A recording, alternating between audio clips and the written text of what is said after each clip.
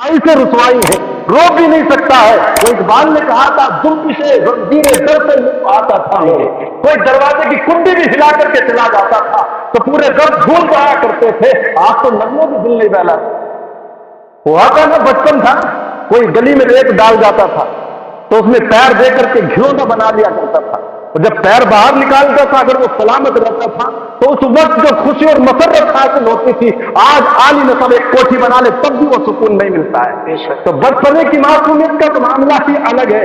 وہ کہتا میرے پاس بڑھاپے کے تجربے تو ستاروں میں ہے، لیکن میرے پاس جوانی کا حسن اور بچپنے کی معصومیت نہیں ہے۔ کہا وہ کاغذ کی پانی، کہا کسی نے نہ بچپنے کی معصومیت تو میرے پاس نہیں، بڑھاپے کا تجربہ ہے، جوانی کا حسن نہیں ہے۔ وہ کسی نے کہا نا یہ دولت بھی لے لو یہ شہرت بھی لے لو، بھلے چھین لو مجھ سے میری جوانی، مگر مجھ کو لوٹا دو بچپن کا ساون، وہ کاغذ کی کشتی وہ بارش کا پانی۔ اور لطف تھا بچپنے میں، دل کھول کر کے رو لیا بھی کرتا تھا، لیکن آج تو اگر ایک آنسو بھی نکلے تو بائی سے رسوائی ہے۔ تو کہا یہ بھی خسارہ ہے ایک انسانیت کا۔ کہا محبوب قصر ہے تیرے زمانے کی، ان الانسان لفی خسر، بے شک انسان خسارے میں۔ اچھا محبوب کے زمانے کی قسم فرمائی، اس لیے کہ انسان محبوب کے زمانے میں عروج پر تھا۔ نبی ارشاد فرماتے خیر القرون قرنی، تمام زمانوں میں بہتر زمانہ میرا زمانہ ہے، سب سے بہتر زمانہ میرا زمانہ ہے۔ اور قرون اس میں جو چار لفظ ہے، کرنی، خیر القرونی کرنی، تو قاف سے مراد صدیق اکبر، را سے مراد عمر فاروق اعظم، نون سے مراد عثمان غنی، یا سے مراد مولا علی ہے۔ تو کہا اس وقت تک تو انسانیت عروج پر تھی اور کسی حد تک معاملہ صحیح تھا، لیکن چاروں خلفاء کے بعد انسانیت بالکل ختم ہوتی چلی گئی۔ کہا محبوب قسم ہے تیرے زمانے کی، یہ انسان خسارے میں ہے۔ اچھا ہر ایک خسارے میں ہے تو پھر خسارے سے بچنے کی کوئی صورت بھی تو ہوگی۔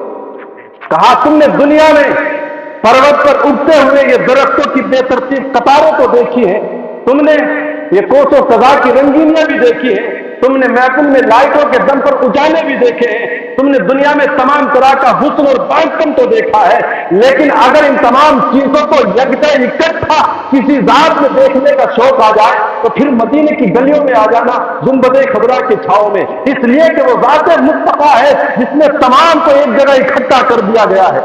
کائنات حسن جب پھیلی تو لامحدود تھی، اور جب سمٹی تو تیرا نام بن کے رہ گئی۔ کہا محبوب قسم ہے تیرے زمانے کی، ان الانسان لفی خسر، بے شک یہ انسان خسارے میں ہے۔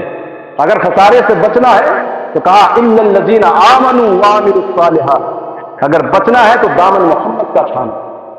جو میری عمر کے ہیں یا مجھ سے بڑے میرے بزرگ ہیں وہ جانتے ہوں گے، ایک مثال دے کر کے سمجھا دیں۔ گھڑوں کے اندر پہلے ہاتھ کی چکی تھی جس میں آپ اناج پیستے تھے نا، تو اس کے دو پتھر ہوتے تھے، نیچے والا پتھر اپنی جگہ پر ساکن رہتا ہے، اوپر والے کو گھمایا جاتا ہے، اور اوپر والے پتھر میں خالی جگہ ہوتی تھی بیچ میں جہاں سے اناج کے دانے ڈالتے، ٹھیک اسی کے بیچوں بیچ اسی کے سینٹر میں نیچے والے پتھر میں کلی ہوا کرتی، لکڑی کھڑی رہتی تھی نا جس کے ارد گرد اوپر کا پتھر گھومتا تھا۔ لیکن جب والے میں اناج کے دانے ڈالتے تو جو دانے ان دونوں پتھروں کے بیچ میں آتے تھے وہی پستے تھے، اور جو کلی سے سٹے رہتے ہیں وہی پسنے سے بچتے ہیں۔ تو کہا ان الذین آمنوا وعملوا الصالحات، خسارے میں تو ہر ایک ہے، بچے گا وہ جو دامن محمد سے وابستہ ہو۔ بے شک اگر بچنا ہے خسارے سے تو دامن محمد کا تھام لے۔ الا الذین آمنوا وعملوا الصالحات، وہی بچے گا جس کے پاس دولت ایمان ہے، اعمال صالحہ کا سرمایہ جس کے پاس ہے۔ لیکن آج ہم اپنے اعمال دیکھیں، دنیا کی بڑی طاقتور قوموں سے لڑنے کی تو ہم بات کرتے ہیں، لیکن جس قوم کی مسجد کی لیٹرین کے لوٹوں کو بھی زنجیروں سے باندھ کر کے رکھنا پڑتا ہو، پھر وہ قوم کسی سے کیا مقابلہ کر سکتی ہے؟ آج کتنے لوگوں کے ایمان میں ہم رکاوٹ بنے ہوئے۔ ایک لالو لکشمن پرساد ایک ہندو رائٹر ہے، اس نے ایک کتاب لکھی ہے رب کا چاند، اور بڑے انوکھے انداز میں نبی کی تعریف بیان کرتا ہے، نبی کی سیرت کو اس نے بیان کیا۔ تو کسی نے کہا جس نبی کی تعریف تو بیان کیا ہے اسی نبی کا غلام کیوں نہیں بن جاتا؟ کہا جب اس نبی کی سیرت کو پڑھتا ہوں تو چاہتا ہوں کہ اس کا غلام بن جاؤں، لیکن جب ان مسلمانوں کے کردار کو دیکھتا ہوں تو پھر سوچتا ہوں اس سے تو ہندو ہی بہتر ہے۔ تو آج ہم کہاں سے کہاں پہنچ گئے، ہمارا کردار ہمارا کریکٹر دوسرے لوگوں کے ایمان میں رکاوٹ بنا ہوا، جبکہ ہمارے تو بزرگوں کی لاشیں بھی لوگوں کو کلمہ دیا کرتی تھی۔ جب امام محمد کا جنازہ اٹھا تو پورا شہر بصرہ امڑ آیا تھا، یہود و نصارہ نے بھی چاہا، ان کے جنازے کے جلوس میں سارے شریک ہو جائے، اور جب آئے تو پھر جنازے کو مسحری کو کانٹا لگانا چاہا، تو جس نے بھی کانٹا لگانا چاہا پکڑنے سے پایا پہلے اس کی زبان پر کلمہ اسلام جاری تھا۔ تو ہمارے بزرگوں کی لاکھوں بھی لوگوں کو کلمہ دیا کرتی تھی، اور آج ہمارا کردار ایسا ہے جو لوگوں کے ایمان میں رکاوٹ بنا ہوا۔ کہا ان الذین آمنوا وعملوا الصالحات، اگر بچنا ہے خسارے سے تو دامن محمد کا تھامنا ہوگا، وتواصوا بالحق وتواصوا بالصبر، اور اپنے اہل خانہ کو حق اور صبر کی وصیت کرنا۔ حق امر بالمعروف ونہی عن المنکر، جس چیز کا قرآن اور حدیث نے حکم دیا اس کو اپنا لے، جس چیز سے منع کیا اس سے باز آ جائے۔ ما آتاکم الرسول فخذوہ وما نہاکم عنہ فانتہوا، جو رسول دے وہ لے لو، جس سے منع کرے اس سے باز آ جاؤ۔ آج کچھ نہ کر کے کمایا دین ہمیں ملا، پھر بھی فیشن کے طور پر نوجوان کہتا دین پہ چلنا بڑا مشکل، کتنا مشکل ہے بتا دیں۔ کون سے پاپڑ پہلے ہم نے دین کے لیے؟ ارے ہم آپ کو دو باتیں بتانے کے لیے آئے ہیں، تو یہ مائک کا بھی انتظام ہے کہ مجھے زور سے بولنا نہ پڑے، اور آپ کے کھلتے ہوئے چہرے میرے سامنے، آنکھوں سے ظاہر ہوتا ہوا یہ پیار ہے۔ اگر ایسے عالم میں تمہیں خود بتاؤں تو کون سی مشکل بات ہے؟ مشکل تو تب تھا جب تبلیغ کی جاتی تھی تو پتھر برستے تھے، راستے میں کانٹے بچھائے جاتے تھے، اوپر سے اوجھیاں ڈالی جاتی تھی۔ اس وقت بھی کسی نے نہیں کہا کہ دین پہ چلنا مشکل تھا۔ جن کے لیے مشکل تھا انہوں نے تو مشکلیں کاٹ لی، اور تمہارے لیے کچھ مشکل نہیں، پھر بھی تم بھگڑا ڈال لو کہ مشکل ہے دین پر چلنا۔ کائے کا مشکل ہے؟ بلال حبشی نے تو کبھی نہیں کہا تھا، جب امیہ طرح طرح کی تکلیفیں دیتا تھا، اوپر سے پتھروں کی بھاری چٹانیں رکھتا، دم ایک پر مٹایا جاتا تھا، پھر بھی کسی نے کہا اسلام کہ پھر جاؤ تمام پریشانیوں سے نجات مل جائے گی؟ تو بلال نے پتا کیا کہا تھا؟ ٹھنڈ پڑ جائے گی کلیجے۔ بلال کہتے ہیں پیارے، جب بازار میں جاتے ہو نا مٹی کا برتن خریدنے کے لیے، تو ایک پیالہ بھی خریدتے ہو تو پہلے ڈھوک بجا کر کے دیکھتے ہو کہ اس کی آواز کیسی ہے، یہ کچا تو نہیں ہے۔ آج میرا رب بھی مجھ کو آزما رہا ہے کہ دیکھو اس کی آواز کیسی ہے، کہیں بلال کچا تو نہیں ہے۔ میں کہتا ہوں مالک خرید لو بلال سے، اس جسم کی بوٹیاں بھی ہو جائیں گی لیکن یہ حق نہیں کر سکتا ہے۔ تو تر شروع ہو گئے مجھے گالی ہزار دے، لیکن یہ وہ نشہ نہیں جسے ترسی اتار دے۔ تو جن کے لیے مشکل نہیں تھا انہوں نے مشکلوں کو کاٹا، جن کے لیے پریشانیاں تھی، اور آج تمہارے لیے کوئی مشکل نہیں تو تم کہتے ہو دین پہ چلنا بہت مشکل ہے۔ جس نے تمہیں سب کچھ دیا، دنیا میں ایسے عشرت کے سامان مہیا کیے، یہ زمین کا قسم بچھونا تمہارے لیے، آسمان شامیانہ تمہارے لیے ہے، کوسو قضا کی رنگینیاں تمہارے لیے، چاند سورج کے اجالے تمہارے لیے ہیں، سب کچھ تو تیرے لیے پیدا کیا گیا، تو پھر تجھ کو بھی تو بیکار نہیں بنایا گیا۔ وما خلقت الجن والانس الا ليعبدون، تیری مقصد حیات، تیری زندگی کا مقصد صرف اس کی عبادت اور رعایت کرنا ہے۔ لیکن ہم نے مقصد کیا بنایا؟ روپیہ کمانا، بینک بیلنس جمع کرنا۔ یہ کوئی کمال کا بات ہے؟ بینک بیلنس جمع کرنا، رزق اکٹھا کرنا کوئی کمال کی بات نہیں، وہ تو ایک مچھوٹی بھی کرتی ہے، صبح کو بل سے نکلتی ہے، دوپہر تک کھاتی بھی ہے، بچوں کو بھی کھلاتی ہے۔ حد تو یہ ہے کہ موسم برسات کے لیے اکٹھا کر کے بھی رکھ لیتی ہے۔ جو مشن اس کا ہے اگر وہی تیرا ہو جائے تو پھر تیرا اس میں فرق کیا رہا؟ تو اشرف المخلوقات بنایا، کہا وما خلقت الجن والانس الا ليعبدون، تیری زندگی کا واحد مقصد رب کی رعایت کرنا ہے۔ اسی کو کہا سبح اسم ربک الاعلی، تسبیح بیان کر، مالا جھاڑ اپنے رب کے نام کی۔ کون رب؟ سبح اسم ربک الاعلی، وہ رب جو سب سے بلند و بالا ہے، جو تمام بادشاہوں کا بادشاہ ہے۔ کہا سبح اسم ربک الاعلی، اپنے اس رب کی تسبیح بیان کر جو سب سے بلند و بالا ہے، اور اس کی بزرگی کے آگے کسی کی بزرگی نہیں، اس جیسی ذات کسی کی نہیں۔ وہ قل هو اللہ احد ہے، اللہ الصمد ہے، لم یلد ہے ولم یولد ہے ولم یکن له کفوا احد ہے۔ کہا اس رب کی تسبیح بیان کر جو سب سے بلند و بالا ہے، اور یہی نہیں کہ خالص بلند ہے، کہا الذی خلق فسوی، وہ رب جس نے تجھ کو پیدا کیا ہے۔ کون ہے وہ رب؟ جس نے ہمیں پیدا کیا ہے۔ اور پیدا کرنا، ماں اپنی اولاد سے کتنا پیار کرتی ہے، ٹوٹ کر کے چاہتی ہے، بڑھاپے میں بھی اور تب بھی اس کی ممتا جوان رہتی ہے۔ آج دنیا میں کوئی بھی چیز خریدنے کے لیے چلے جاؤ تو ہر چیز 2 نمبر دستیاب ہے، ہر چیز میں ملاوٹ ہے، لیکن ہر چیز کو تولا بھی جا سکتا ہے۔ دیکھ لو کہیں جا کر ہائی وے کے کنارے بھی بڑے بڑے کانٹے نصب کر دیے گئے جس میں پورے کا پورا کنٹینر بھی تول لیا جاتا ہے، لیکن آج تک دنیا میں کسی نے ایسا کانٹا نہیں بنایا ہے جس میں ماں کی ممتا کو بھی تولا جا سکے۔ اس کی ممتا آج بھی پیور ہے، اس میں کسی طرح کی کوئی ملاوٹ اور میل دکھائی نہیں دیتا ہے۔ اس لیے وہ اتنا پیار کرتی کیوں ہے؟ تو تم یہی تو جواب دو گے کہ اس نے اس اولاد کو جنم دیا ہے اس لیے پیار کرتی ہے۔ تو جس نے جنم دیا وہ اتنا پیار کرتی ہے۔ الذی خلق فسوی، پھر جس رب نے تجھ کو پیدا کیا وہ کتنا پیار کرتا ہے۔ تو کہا اگر وہ اتنا پیار کرتا ہے، زندگی میں 70 ماؤں کا پیار ایک طرف اور رب کا پیار ایک طرف ہے، تب بھی اس کے مثل نہیں بن سکتا ہے۔ کہا الذی خلق فسوی، اور یہی نہیں خالق پیدا کر کے تجھ کو چھوڑ دیا گیا، بلکہ فرمایا فسوی، تیری نوک پلک بھی سواری، تیری نوک و پلک کو بھی سوارا، اس لیے کہ کہیں ایسا نہ ہو 6 فٹ کا جوان ہو، ایک پیر تھوڑا چھوٹا رہ جائے تو اس کی تو چال بھی بے ڈھنگی معلوم ہوتی ہے۔ کہا خلق فسوی، تجھ کو پیدا بھی کیا، تیری نوک و پلک بھی سواری، اور پھر تیرے اوپر والذی قدر فہدی، اور تیرے ہر اعضائے بدنیہ کی مقدار بھی اس نے متعین کر دی۔ فلاں وقت کو پہنچے گا تو یہ ہاتھ بن کر کے اتنا بڑا ہوگا، یہ قدم اتنا بڑا ہو جائے گا، مقدار بھی متعین کی۔ اچھا پیدا کر دیا ہوتا، نوک و پلک بھی سوار دی ہوتی، مقدار بھی متعین کی ہوتی، پھر بھی یوں ہی چھوڑ دیا جاتا تو کیا اس کا کوئی کچھ کر سکتا تھا؟ نہیں کر سکتا تھا، لیکن پھر بھی اس نے آسان فرمایا فہدا، اور تجھ کو چراغ ہدایت بھی دے کر کے بھیجا۔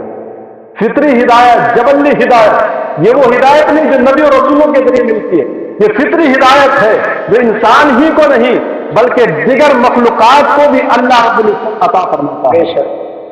دیکھیں نا، اگر دیوار رکھتے وقت پڑوسی کی 2 انچ دبا کے رکھتا ہے تو پھر بھی اندر سے جو مفتی ہے نا سینے میں بیٹھا ہوا دل، وہ کہتا ہے کہ تو نے غلط کیا، مانے نہ مانے۔ آج کتنے مفتیوں کی بات تم نہیں مانتا، اس مفتی کی بھی نہیں مانتا، لیکن غلط قدم جب اٹھتا ہے تو اندر سے آواز تو آتی ہے کہ تو نے غلط کیا۔ جب پڑوسی کی 2 انچ دبا کے رکھتا ہے، جب کسی کی اینٹ سے گنا توڑتا ہے، ہر ایک بار جب بھی غلط قدم اٹھتا ہے سینے سے آواز آتی ہے، لیکن انسان اس کی بات پر توجہ نہیں دیتا ہے اور اس کو عمل میں لانے کی کوشش نہیں کرتا۔ تو کہا یہ فطری ہدایت ہے۔ ایک صحابی رسول صلی اللہ تعالی علیہ وسلم حضور مسجد نبوی میں ہے، تشریف لائے تو حضور نے ارشاد فرمایا ادنو یاد، یعنی قریب آ جاؤ۔ تو صحابی کہتے ہیں میں اتنا قریب ہوا کہ میرے گھٹنے حضور کے قدموں سے ٹچ کر گئے، بالکل گھٹنوں سے گھٹنے ملا کر کے بیٹھ گیا۔ کہا یابسہ کس لیے آئے تھے؟ کہا حضور نے ارشاد فرمایا وابسہ جس کام کے لیے آئے ہو وہ سوال میں بتا دوں یا تم خود ہی سوال کرو؟ تو حضور نے ارشاد فرمایا وابسہ عرض کرتے ہیں حضور اگر آپ بتا دیں تو پھر کیا ٹھکانا ہے، یعنی سوال میرا ہے، اگر آپ بتا دیں تو پھر اس سے اچھی بات کیا ہو سکتی ہے؟ تو حضور نے ارشاد فرمایا اسی لیے آئے تھے نا پوچھنے کے لیے کہ خیر کیا ہے اور شر کیا ہے، اچھائی کیا ہے اور برائی کیا ہے؟ تو فرمایا فضرب علی صدرہ، حضور نے ان کے ہاتھ سینے پر مارا اور ارشاد فرمایا استفت علی قلبی، اپنے اس دل ہی سے پوچھ لے برائی اور شر خیر کے بارے میں، اچھائی اور برائی کیا۔ یہ جو مفتی دل میں بیٹھا ہے یہ خود ہی بتائے گا سینے میں جو دل ہے کہ کیا اچھائی ہے اور کیا برائی ہے۔ جس پر بھی ظلم کرے ظلم سے پہلے آواز آتی ہے کہتے ہی تو نے غلط کیا، لیکن مانتا نہیں۔ کہا یہ فطری ہدایت ہے جو ہر ایک کو رب نے عطا فرمائی ہے۔ وہ تھا نا کسی نے جب مرغی کڑک بیٹھی، جب وہ ضد کر لیتی ہے اب انڈے دے، بلکہ انڈا اس کو چاہیے تو انڈے اپنے نیچے رکھتی ہے، 21 دن تک ان انڈوں کی طرف اپنی بھرپور توجہ رکھتی، سینے کی پوری حرارت ان انڈوں میں رہتی ہے۔ تو کسی نے مرغی کے انڈوں کے ساتھ ساتھ مرغی کے نیچے چند سے بطخ لا کے رکھ دیے۔ اب 21 دن تک اس نے اپنی بھرپور توجہ انڈوں کی طرف رکھی۔ تو 21 دن کے بعد جب بے جان انڈوں سے بچے باہر آئے تو چونکہ کچھ انڈے اس میں بطخ کے بھی تھے تو اس سے بطخ ہی کے بچے نکلنے تھے، بچے باہر آ گئے، پھرتے رہے، چند دن گزرے، جب تک پر بازو نہیں نکلے تھے تو مالک بھی گھیر کے رکھتا تھا کوئی چیل کوا آ کر کے اچک نہ لے جائے، لیکن جب پر بازو نکل آئے تو اب وہ بھی ڈنڈا لے کر کے گھر سے باہر کر دیتا، اس لیے کہ اسے پتا ہے کہ اپنی حفاظت خود کر سکتا ہے۔ جب اس نے گھر سے باہر نکالا، راستہ پار کیا، دوسری طرف تالاب تھا، اب بطخ کے بچے نے نہ آؤ دیکھا نہ پاؤ دیکھا اور چھلانگ لگا دی تالاب میں۔ مرغی نے پالا ماں کی ممتا کو جانتا نہیں، مرغی نے آج تک اسے کچھ بتایا نہیں، بطخ کو اس نے دیکھا نہیں، پھر اس نے کیسے جان لیا کہ تو کود یا ڈوبے گا نہیں؟ اور مرغی کا بچہ پانی کو دیکھتا تو قدم پیچھے کھینچ لیتا۔ کہا یہی تو فطری ہدایت ہے جو ہر ایک کو دے کر کے بھیجا ہے، سکھانے کی ضرورت نہیں پڑتی، اس کے قدموں میں، اس کے پنجوں میں وہ طاقت اور وہ پھیلاؤ رکھ دیا گیا ہے کہ کود جا، پانی کی قطاروں میں وہ کاٹ سکتا ہے، ڈوبے گا نہیں۔ کہا فہذا تجھ کو چراغ ہدایت دی، والذی اخرج المرعى، اور وہ رب اس کے احسان دے جس نے تیرے لیے اس زمین سے سبزے اگائے۔ انسان اگر بیج زمین میں ڈال کر اوپر سے میڑا لگا دے، پانی لگا دے تو اتنی سخت ہو جاتی ہے، اپنے وقت کا رستم و دارا بھی ہو تو زمین کے اندر انگلی بھی نہیں گاڑ سکتا ہے، لیکن وہ اس کے اندر سے جب بیج وہ کوپل نکل کے آتی ہے کتنی نرم و نازک ہوتی ہے، اگر انسان ہاتھ بھی لگائے تو وہ مرجھا سی جاتی ہے، لیکن قدرت کی کرشمہ سازیاں اسی زمین کے سخت سینے کو چیر کر وہ کوپل باہر آتی ہے۔ تو کہا والذی اخرج المرعى، وہ رب جس نے لیے تیرے لیے زمین سے سب کو بھی اگائے، ہر طرح کا پھل میوہ تیرے لیے پیدا کیا ہے، اور یہی نہیں فجعلہ غثاء احوا، اور جب وہ تھوڑا باہر کر نکل کر کے آیا تو فجعلہ غثاء، تو اس کو مائل بس تہائی کر دی۔ جب نکلتی ہے کوپل تھوڑی بڑی ہو، اگر وقت پر مناسب بارش ہو جاتی ہے، پانی ملتا ہے تو پھر وہ ہریالی مائل بس تہائی کالی سی دکھائی دینے لگتی ہے۔ نیار باجرا سب بوتے ہیں نا، جوار وغیرہ، تو جب لگ بھگ اتنا بڑا ہوتا ہے تو کالا سا دکھائی دیتا دور سے۔ تو کہا فجعلہ غثاء احوا، وہ مائل بس تہائی کر دیا۔ دوسرا معنی بیان فرمایا فجعلہ غثاء احوا، اس کو چوڑی بنا دیا جو کڑوی ہے، یعنی موسم اور تھا دوسرے موسم کے لیے مکان کی چھت پہ لا کر کے رکھ دیا، سکھا لیا، اس میں پھر ہرا ملا کر کے پھر تیرے جانوروں کے غذا بنتا ہے۔ فجعلہ غثاء احوا، کہاں سوکھ گیا پھر بھی تیرے جانوروں کے غذا میں کام آتا۔ کتنے احسان ہیں، کہاں تک اس کتنے احسان کا بدلہ چکا سکتے ہو؟ وَإِن تَعُدُّوا نِعْمَتَ اللَّهِ لَا تُحْصُوهَا، تم اس کی نعمتوں کو شمار کرنا چاہو تو گن نہیں سکتے ہو، احسان چکانا تو بہت دور کی بات ہے۔ فَجْعَلَهُ غُثَاءً أَحْوَىٰ سَنُقْرِئُكَ فَلَا تَنْسَىٰ، جس رب نے، جس مصطفیٰ کریم رؤوف الرحیم صلی اللہ تعالی علیہ وسلم کے صدقے میں یہ سب کچھ عطا فرمایا، پھر اس محبوب کو بھی تو یوں ہی نہیں بھیجا ہے۔ سَنُقْرِئُكَ فَلَا تَنْسَىٰ، محبوب ہم قریب اتنا پڑھائیں گے کہ آپ بھول ہی نہیں پائیں گے۔ اور حضور ارشاد فرماتے اوتیت القرآن ومثلہ ومعہ، مجھے قرآن دیا گیا اور قرآن ہی کی برابر اور علوم مجھے دیے گئے، اس سے بھی کہیں زیادہ۔ شب معراج میں 70,000 علوم، 70,000 حکایتیں، کیا کچھ نہیں محبوب کے قدموں میں ڈال دیا، سب کچھ حضور کو عطا فرمایا گیا۔ لیکن رب نے کہا محبوب یہ تو سب میری طرف سے تھا، اب تو بتا کہ تو کیا جاتا ہے، تیری ڈیمانڈ کیا ہے، تیری چاہت کیا ہے۔ اب اگر کسی کو اختیار دیا جائے مانگ کیا مانگتا ہے تو اس کے ضرب کا پتہ لگ جاتا ہے۔ آپ مجھے اختیار دے رہے ہیں تو بولو کیا چاہتے ہو، میں کہوں کھڑے ہو کر نعرہ لگاؤ تو آپ سمجھ جائیں گے یہ شہرت چاہتا ہے، عزت چاہتا ہے۔ میں کہوں کوئی مجھے چند کتابیں دے دے تو آپ چاہیں گے کہ یہ علم کا پیاسا ہے۔ کوئی پیسہ مانگے تو کہا یہ دولت کا پجاری ہے۔ حضور سے رب نے ارشاد فرمایا محبوب یہ سب کچھ میری طرف سے تھا، اب پتا تیری ڈیمانڈ اور تیری چاہت کیا ہے۔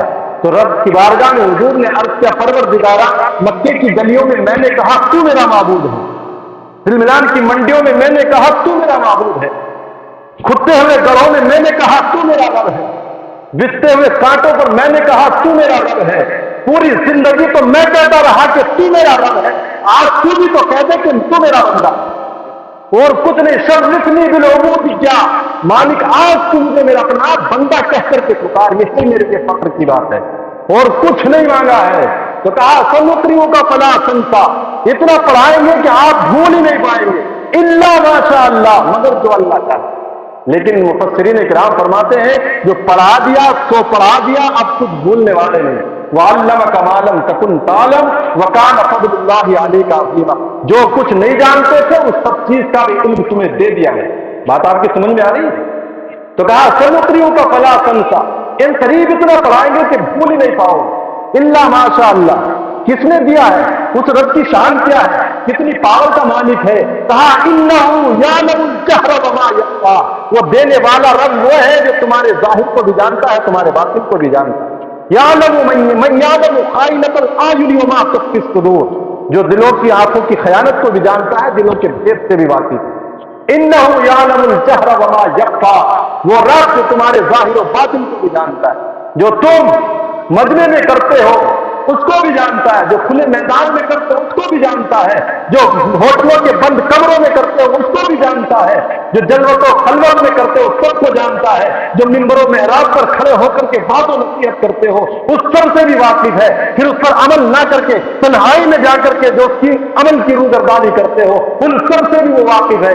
कहा इन्नहु यालमुल जहरा वमा यख्फा, उस रब की शान ये है किसी काली गुफा के अंदर काले कुएं में काली चूटी के कदमों के चलने से जो निशान पैदा होते हैं उन निशानों को भी वो रब वैसे ही देखता है जैसे दीवारें चीन को देखता है, और वो रब है और महबूब, और कोई गैब क्या तुमसे नेहा हो भला, जब ना खुदा ही छुपा तुम पे करोड़ों दुरूद, वक्त हुए लाजवाब जात हुई इंतखाब, नाम हुआ मुस्तफा तुम पे करोड़ों दुरूद। कहा इन्नहु यालमुल जहरा वमा यख्फा, उस रब की शान ये है वो जाहिर और बातिन को जानता है, जो रात की तारीकी में करते हो उससे भी आगा है, दिन के उजाले में जो गुनाह करते हो उन सबको भी वो जानता है। इन्नहु यालमुल जहरा वमा यख्फा, अगर यही अकीदा दिल में बिठा लेना कि मेरा रब मुझे देख रहा है, तो इंसान का गुनाह करना तो बहुत दूर की बात है, गुनाह का ख्याल भी जहन में नहीं आ सकता है।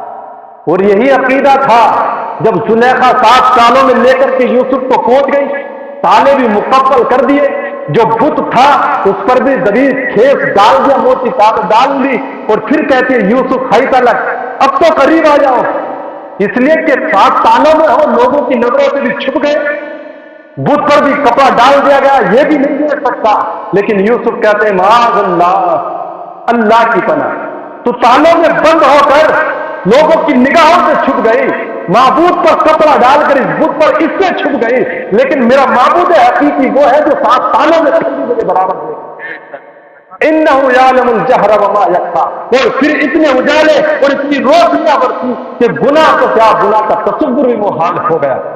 इन्नहु यालमुल जहरा वमा यख्फा वनुयस्सिरुका लिल-युस्रा, महबूब हम आपके लिए दीन के मामले को आसान करवा देंगे, आप मेहनत करें तो इंशाअल्लाह एक दिन जरूर कामयाबी मिलेगी। यही लोग जो राहों में कांटे बिछाते हैं, गले खोदते हैं, ओझला डालते हैं, कल यही पर इस्तेबाल के लिए खड़े होंगे। वनुयस्सिरुका लिल-युस्रा फज़क्किर इन नफ़अति ज़िक्रा, आप नसीहत करें तो नसीहत नफा पसीर हो या ना हो, कोई उस पर कबूल करे ना करे, आप नसीहत करना ना छोड़ें, इसलिए कि नसीहत हर हाल में नफा देती है। सुनने वाला अगर उस पर अमल करे तो सुनाने और सुनने वाले दोनों का फायदा, और अगर सुनने वाला अमल ना भी करे तो सुनाने वाले को तो फायदा होकर ही रहेगा। तो कहा फज़क्किर इन नफ़अति ज़िक्रा, आप नसीहत करें, ये नसीहत तो कबूल करें ना करें, और हुआ ऐसा कितनों ने नहीं माना, और जब नहीं माना वो गले खोदते रहे, कांटे बिछाते रहे, ओढ़नियां डालते रहे, तो फिर हुक्म होता है महबूब अब छोड़ दे इस मक्के को, मदीने में जा, तमाम लोग तेरी राहों में सलाल बदुआ लेना के गजर के इस्तकबाल के लिए खड़े हुए, वो लोग हैं तेरी जान, तेरे नाम पर जान बांधने के लिए तैयार हैं। वो 2 सेजा जवान बच्चियां थी दब बजाती थी, रसूल पाक की जानिब इशारे करके गाती थी, हम हैं बेटियां नज्जार के आली घराने की, खुशी है आमना के लाल के तशरीफ लाने की। सनियतुल वदा की पहाड़ी पर खड़े होकर यही तो कहते कि तलाल बद्र अलैना, हम पर बद्र कामिल तुलू हो चुका है। तो कहा महबूब छोड़ दे फिर इस मक्के को, मदीने वाले तेरी राहों में तलाल बद्र अलैना के गजरे लिए तेरे इस्तकबाल के लिए खड़े हुए। फज़क्किर इन नफ़अति ज़िक्रा, आप नसीहत करें, लोग नसीहत को कबूल करें ना करें। और फरमाया सयज़्ज़क्करु मन यख्शा, नसीहत वो कबूल करेगा जिसके दिल के अंदर खशियत इलाही और खौफ खुदा होगा। अब हम जुमे में भी सुने, महफिलों में भी सुने, जलसों में भी सुने, लेकिन हालात वहीं के वहीं रहे तो समझ ले कि दिल से खौफ इलाही मिट चुका है। सुनने के बावजूद भी अगर अमल नहीं है, कहा सयज़्ज़क्करु मन यख्शा, नसीहत पर अमल वो करेगा जिसके दिल के अंदर खशियत इलाही और खौफ खुदा होगा। सयज़्ज़क्करु मन यख्शा वयतजन्नबुहल अश्क़ा, और नसीहत से दूर वो भागता है जो बहुत बड़ा बदबख्त है, जो असली बदबख्त है। और हुआ चांद के 2 टुकड़े हुए थे देख, लेकिन नहीं माना।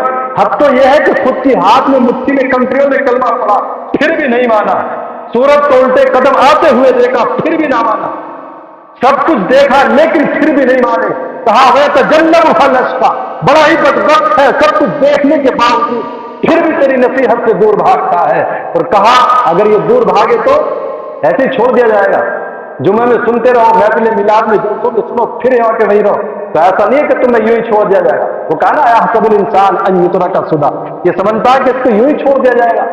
سدا اس شتر بے مہار، اس اونٹ کو کہتے ہیں جس کی لگام کسی کے ہاتھ میں نہ ہو، جس جگہ جائے، جس چراگاہ سے چاہے چرے، جس پنگھر سے جائے پانی پیے، کوئی اس کو روکنے والا نہیں ہے۔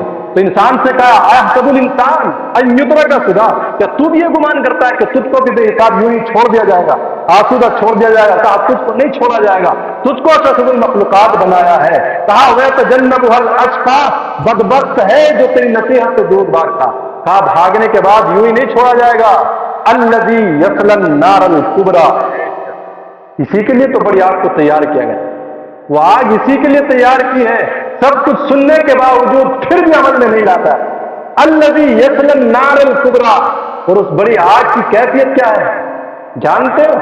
ایک مرتبہ میرے مصطفیٰ کریم صلی اللہ تعالی علیہ وسلم نے حضرت جبریل امین سے ارشاد فرمایا، جبریل جہنم کے عذابوں کی کیفیت بتاؤ، جو سب سے ہلکا عذاب ہے۔ جبریل عرض کرتے ہیں اخون، جو سب سے ہلکا عذاب ہے اس کی کیفیت یہ ہے جو ایک ادنا درجے کے جہنمی کو دیا جائے گا، کہا اس کے پاؤں میں آگ کے جوتے پہنائے جائیں گے، پاؤں میں آگ کے جوتے پہنائے جائیں گے، باقی بدن تو سلامت ہوگا، لیکن فرمایا ان کی شدت، ان کی گرمی اور ان کی حرارت ایسی ہوگی یغلی منہما دماغہ، ان ناک کان کے ذریعے بھیجا پگھل کر کے باہر آ جائے۔ یہ کیفیت تو سب سے ہلکی عذاب کی ہے، تو پھر جو سب سے بھاری عذاب ہے اس کی کیفیت کیا ہوگی؟ تو سب سے بھاری عذاب حضور ارشاد فرماتے ہیں جو سب سے بھاری عذاب ہے اس کو کوئی زبان بیان نہیں کر سکتی، کوئی قلم لکھ نہیں سکتا ہے، کسی کے وہم و خیال